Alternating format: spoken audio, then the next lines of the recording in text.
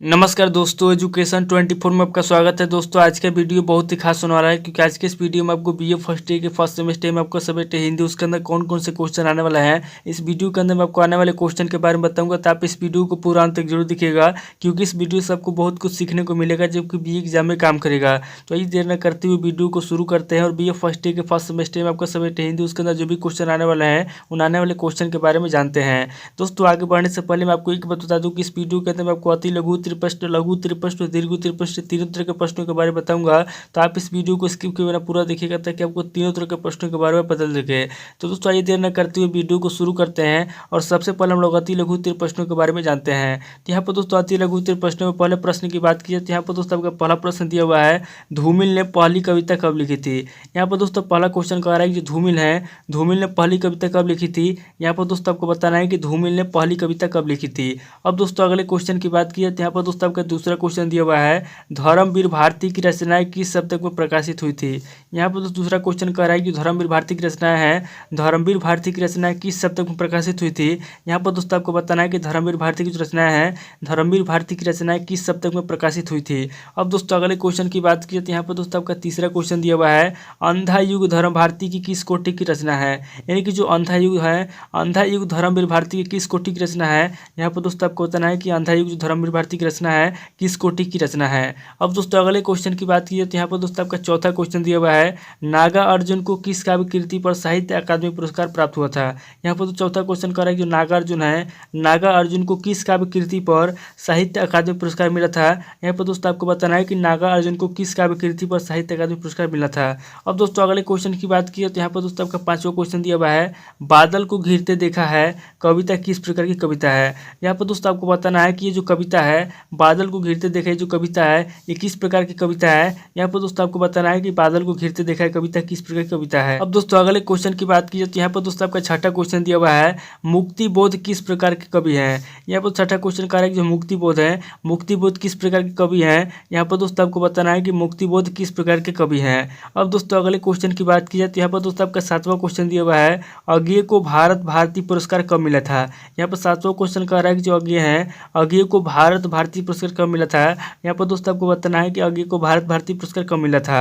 अब दोस्तों अगले क्वेश्चन की बात की जाए तो यहाँ पर दोस्तों आपका आठवां क्वेश्चन दिया हुआ है, पंत को सुकुमार कल्पनाओं का कवि कहा जाता है, कारण बताइए। यानी कि दोस्तों यहाँ पे आपको आठवें क्वेश्चन के अंदर कारण बताना है कि जो पंत है, पंत को सुकुमार कल्पनाओं का कवि क्यों कहा जाता है। यहाँ पर दोस्तों आपको कारण बताना है। अब दोस्तों अगले क्वेश्चन की बात की जाए तो यहाँ पर दोस्तों आपका नौवां क्वेश्चन दिया हुआ है, भारतेंदु हरिश्चंद्र की काव्य कृतियों के नाम लिखिए। यानी कि नौवां क्वेश्चन कह रहा है कि जो भारतेंदु हरिश्चंद्र हैं, यहाँ पर दोस्तों आपको नौवें क्वेश्चन के अंदर भारतेंदु हरिश्चंद्र की जो काव्य कृति है, नौवें क्वेश्चन के अंदर आपको भारतेंदु हरिश्चंद्र की काव्य कृतियों के नाम लिखना है। अब दोस्तों अगले क्वेश्चन की बात की तो यहाँ पर दोस्तों आपका 10वां क्वेश्चन दिया हुआ है, छायावाद के 4 प्रमुख कवियों के नाम लिखिए। यानी कि 10वां क्वेश्चन कह रहा है कि छायावाद है, यहाँ पर दोस्तों आपको छायावाद के 4 प्रमुख कवियों का नाम लिखना है। यानी कि जो भी छायावाद कवि हैं, यहाँ पर दोस्तों आपको छायावाद कवियों के 4 प्रमुख कवियों के नाम लिखना है।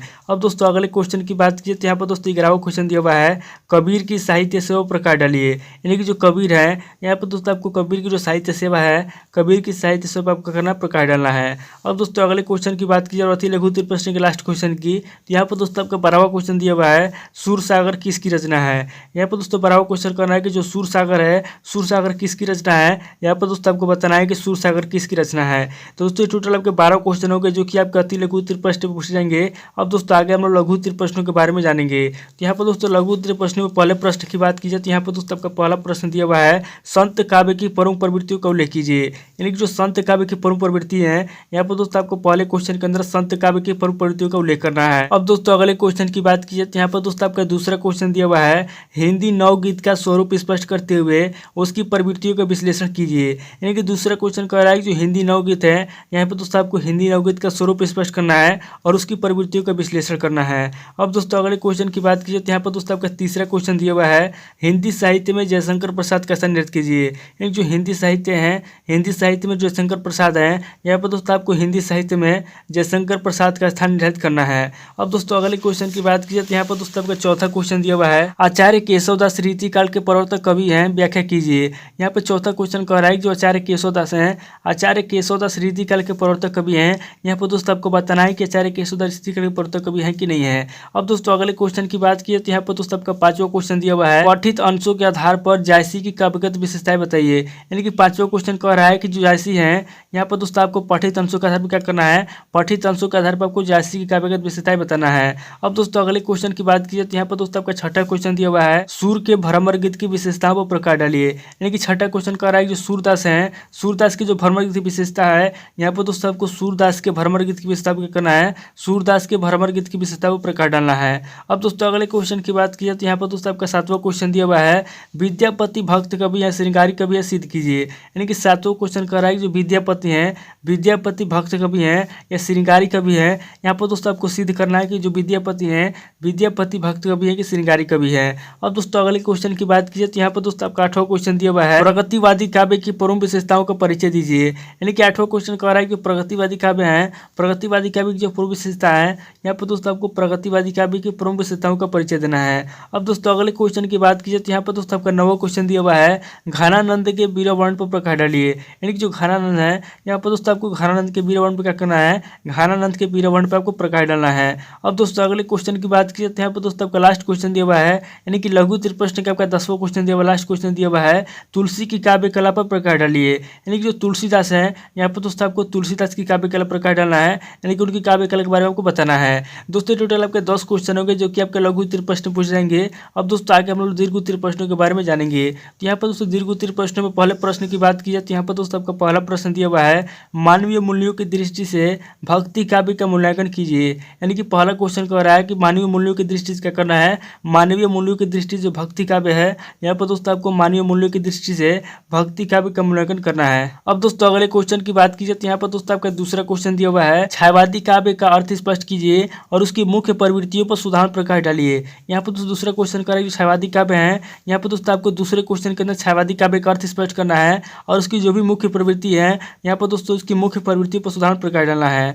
अब दोस्तों अगले क्वेश्चन की बात की जाए तो यहाँ पर दोस्तों आपका तीसरा क्वेश्चन दिया हुआ है, तुलसीदास की भक्ति भावना पर प्रकाश डालिए। यानी कि जो गोस्वामी तुलसीदास हैं, यहाँ पर दोस्तों आपको तीसरे क्वेश्चन के अंदर तुलसीदास की भक्ति भावना है, तुलसीदास की भक्ति भावना पर प्रकाश डालना है। अब दोस्तों अगले क्वेश्चन की बात की जाए तो यहाँ पर दोस्तों आपका चौथा क्वेश्चन दिया हुआ है, सत्सया के दोहरे जीव नावक के तीर, इस उक्ति के प्रकाश में बिहारी की काव्य प्रतिभा प्रकाश डालिए। यानी कि चौथा क्वेश्चन करा कि जो बिहारी हैं, बिहारी की जो काव्य है सत्सया के दोहरे जीव नावक के तीर, इस उक्ति को क्या करना है, इस उक्ति के प्रकाश में बिहारी की काव्य प्रतिभा प्रकाश डालना है। अब दोस्तों अगले क्वेश्चन की बात की तो यहाँ पर दोस्तों आपका पांचवा क्वेश्चन दिया हुआ है और दीर्घ उत्तरीय प्रश्न का लास्ट क्वेश्चन दिया हुआ है, महादेवी वर्मा वीर एवं पीड़ा की कवित्री है, सिद्ध कीजिए। यानी कि पांचवा क्वेश्चन कह रहा है कि जो महादेवी वर्मा है, महादेवी वर्मा वीर एवं पीड़ा की कवित्री है, यहाँ पर दोस्तों आपको सिद्ध करना है कि महादेवी वर्मा विरह एवं पीड़ा की कवित्री है। दोस्तों टोटल आपके 5 क्वेश्चन होंगे जो कि आपके दीर्घ उत्तरीय प्रश्न पूछे जाएंगे।